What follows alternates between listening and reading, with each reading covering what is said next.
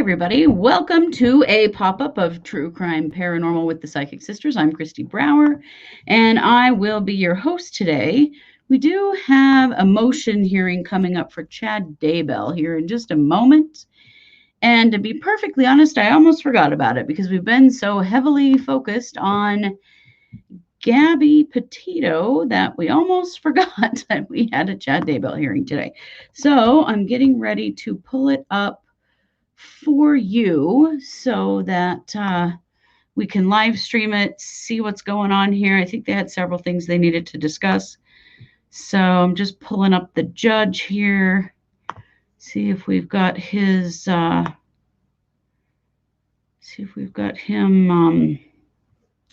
his page here. Oh, there we go, boys. See if nothing live yet. So we're just waiting on that. And yeah, so I think there are several things to be discussed on this hearing today. So I'm just going to review those real quickly. Let's see. Multiple motions. Oh, the DNA motion. That's right. There's the DNA that is a very small sample and can't be repeated. So talking about that. There's also a protective order motion. This has to do with whatever things that Lori may have said that include Chad, and there's a motion for clarification.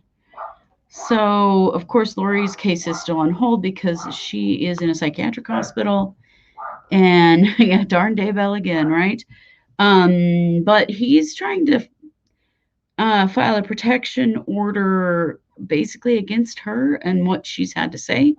I know that there's been some questions about what she heard, the statements that she has made, and he's trying to protect himself from implication, I guess, or they at least want to know what she has said. I don't know if he actually gets to know that information, to be perfectly honest, but we are preparing here to live stream. So, of course, this is the Chad. Oh, yeah, I know. My hair's looking pinker on camera, huh? It is. I've noticed that too. That's good, huh? Thanks, JR. So just to recap, this is the Daybell Vallow murder case where Chad Daybell is charged with first-degree murder of his wife and the two children of Lori Vallow Daybell. That's JJ Vallow and Tylee Ryan. And then, of course, Chad's wife, Tammy Daybell. So he's charged with first-degree murder on all three of those deaths, as well as conspiracy to commit first-degree murder. His wife, Wilby, is charged with, sort of, but is in the hospital, charged with all of those murders as well, except that she's charged with conspiracy on Tammy Daybell, not on the actual murder. So things are trying to move forward in Chad's case while Lori is sitting in a psych hospital. Okay, it looks like this is up. So I'm going to share my screen right now so that you can hear what is being said. We might actually get to witness a hearing that isn't just passed. Before we get into the contents of that motion, the behind court would closed doors, like indicate that usual. I did receive late last week, or I guess mid last week, a motion to continue the hearing along with some supporting documentation from Mr. Pryor, and I did agree on shortened time to hear a motion to continue, and I think that was based primarily on the disclosure of certain evidence that needed to be completed before the defense could conduct the hearing on the issue. So in getting started on this DNA motion, Mr. Pryor, is it still your intent to argue that we need to continue the matter for today? Yes, Judge, and I had some communication with Mr. Wood late last week.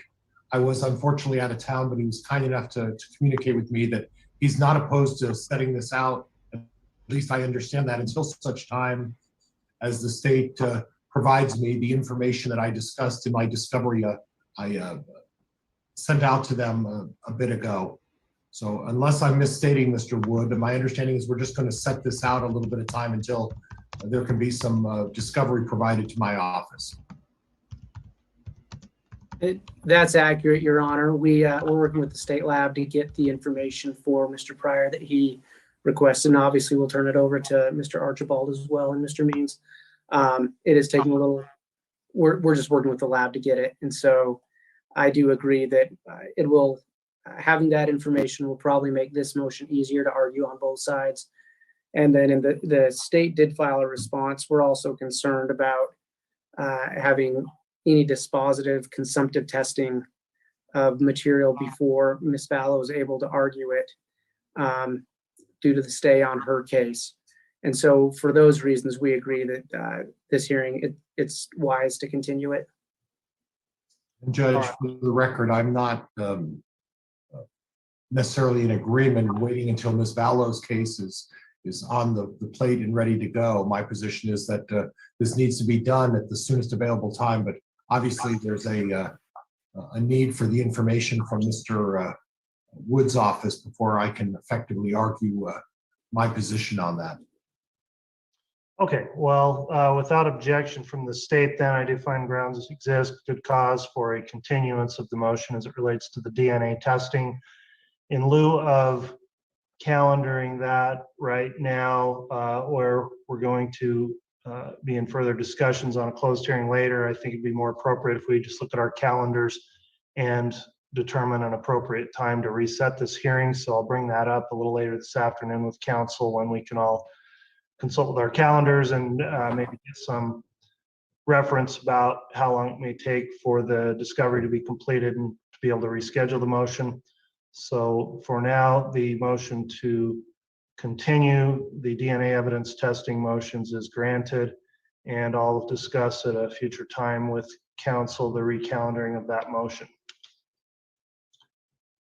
So the other matter then we had today, I had it scheduled, but I'm not sure it's going to be heard because I don't know if a motion was filed. At some point, the state indicated they were requesting some clarification on an order that the court previously entered in this case.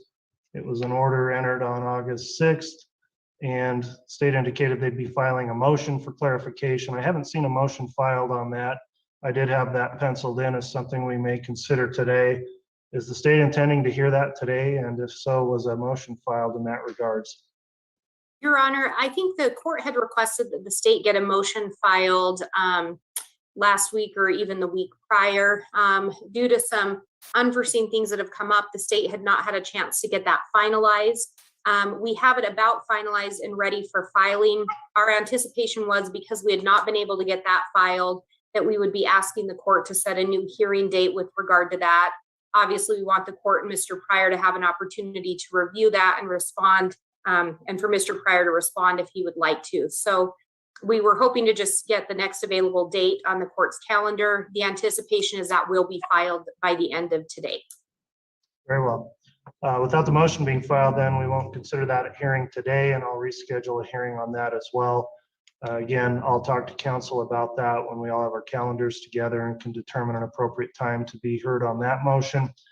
So as far as I'm concerned, then I think that concludes the matters we were bringing up in terms of the public hearing today. There was one additional motion as it relates to a protective order that was sealed, and that motion would be heard in a closed hearing pursuant to court's order. So council, is it okay then if we conclude with the proceedings for now and then continue on with a closed hearing in regards to that protective order? Yes, Your Honor. Yes, from the state as well.